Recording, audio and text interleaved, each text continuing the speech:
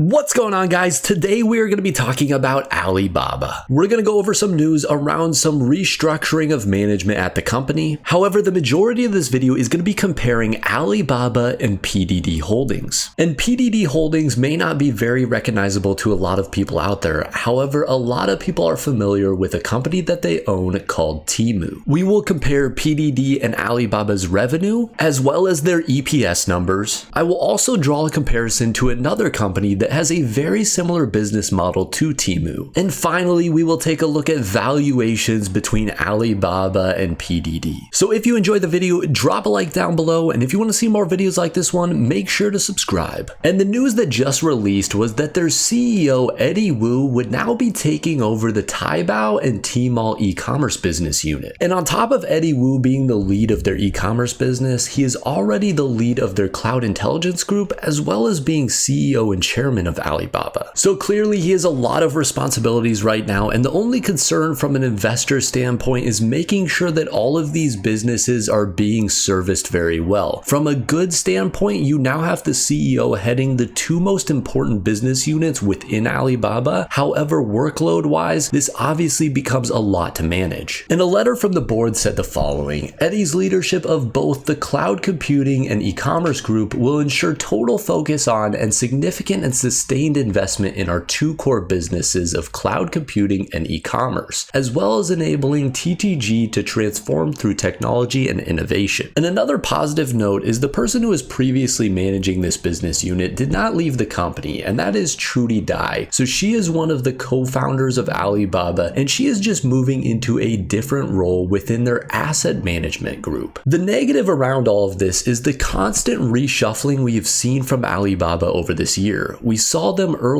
announce that they were going to split the business into 6 different business units that could potentially IPO separately, and this was going to help with valuations. However, that has been taken off of the table, and the company is planned to stay together as one business. But along with that, we also saw their previous CEO leave the company, Daniel Zhang. This was earlier this year after he had been replaced by Eddie Wu. With all of the management changes and restructuring we have seen over the course of this year, a lot of investors are going to be looking at 2024 and expecting Alibaba to reach a more stable point. And stability of business is going to be very important for Alibaba to ensure that they can fend off any competitors. And one of their fiercest competitors has been PDD Holdings. Their shares have gained over 70% so far this year. Year to date, PDD Holdings is up almost 74%, and over the last 5 years, the company has performed very well, up over 550%. And over that same 5-year time period, Alibaba is down over 45%. And a lot of PDD Holdings' success has came around their business Temu, which offers a number of goods that you can buy online at relatively low prices. The problem you run into is a lot of these goods are not as good as they seem. Here we have a watch that has a ton of diamonds on it and a ton of glam and glitter and everything you could imagine for a very expensive watch. However, when you look at the price, it's less than $25. And if you order a lot of these items, what you tend to find is they are nothing like what you expect. Sometimes the sizing is way different than what you would think, as well as the quality is far lower than what you would expect from the images. So personally, I have never purchased anything off Temu. However, I have a couple of friends who have bought soccer cleats off Temu, and normally pricing for a good pair of soccer cleats will be anywhere from $70 to maybe $150. And what we are seeing here is a very nice looking pair of soccer cleats listed on Temu for around $15. So almost a tenth of what you would have to pay for a similar pair of cleats. However, the friends that I know who have bought cleats such as these have found a number of different issues. The first being the sizing being incorrect. The cleats came in and they were about 2 inches longer than what they had expected based off the sizing guide. The second issue was the logoing. So these look like Nike swoosh cleats. If you just take a first glance at it, okay, you think this is Nike. However, when you go down, what actually ends up happening is this Nike swoosh goes all the way around the cleat. So they are trying to copy the branding of very high-end brands. However, they have to change it slightly because they don't want to get copyright infringement. So they change it just slightly by continuing this swoosh all the way around onto the other side, and that way it is not actually Nike. And the final issue was the overall quality of the cleats. We saw the boots starting to come apart in a number of different spots. The sole was falling off after a couple of games, and this upper area was starting to tear. And overall, I've heard very similar experiences from people who have purchased things from Temu, whether it's the quality of the product being bad or different sizing of the product than they would expect. It seems to be all over the board, and you never get exactly what you were expecting. And Temu reminds me a lot of a very similar company called Wish.com. And Wish at one point spent $30 million to be the Los Angeles Lakers jersey sponsor. And a lot of you may remember Wish.com because they have taken a very similar marketing strategy to what Temu is doing now, where Wish.com was advertising a ton of their products all over Facebook. And we could see a lot of their products coming out and then being very similar to what we saw on Temu, where you are seeing very expensive looking items at very cheap prices. And personally, I don't think this business model is going to last very long, because at the end of the day, what you end up doing is you're forcing a bunch of advertising out into the market. You're trying to get people to buy very bad products at very cheap prices. So once they buy it though, and they realize that it is terrible quality and they never want to use it, then they're not going to buy from you again. And this is similar to what Wish has experienced. We saw their price skyrocketing over time. However, as people started to figure out that the business really wasn't that great and the products were terrible, we have seen their stock price fall in a major way. However, PDD Holdings has performed very well over the last 5 years. We could see their trailing 12-month revenue in the most recent quarter was sitting at $27.61 billion.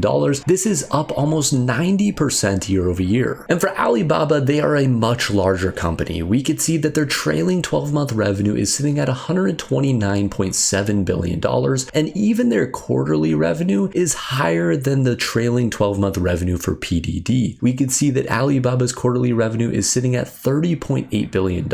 And with them being so much larger, it is a little bit more difficult for them to grow. We could see that their year-over-year growth is coming in at around 5.5%. One of the benefits to PDD's business model is that they're basically drop shipping items out of China to US customers. And what they can do is they can mark up those items slightly and collect a profit margin on very cheap goods. And what we can see is that has translated very well to profitability. For EPS, they brought in $1.45 in their most recent quarter, and this has got them up to $4.41 of trailing 12-month EPS. And PDD Holdings just hit profitability in the last couple of years. For Alibaba, they have been profitable for a very long time. We could see all the way back to 2013 them hitting profitability. They have had a couple of recent quarters where they have been unprofitable, but a lot of that coming around their business in China. Alibaba has struggled in China because of the shutdowns and the weak economy that we have seen in the country. However, they have rebounded very nicely over the last year or so, with their trailing 12-month EPS coming in at $7.13. I did try and look through PDD Holdings' most recent earnings report to see if they had split out some of their Temu revenue versus other sections of the business. However, I couldn't find anything stating what the percentages were of their revenue distributed across the US as well as China. So we'll leave off by looking at valuations of the two companies. We could see that PDD Holdings currently has a forward P ratio of a 20.16, while Alibaba has a current forward P ratio of 7.29. And what's pretty crazy to me is even though Alibaba has a much higher revenue number, their market cap is lower than PDD's. Alibaba's current market cap is sitting at $192.5 billion, while PDD has a $2 billion advantage on Alibaba with a market cap of $194.9 billion.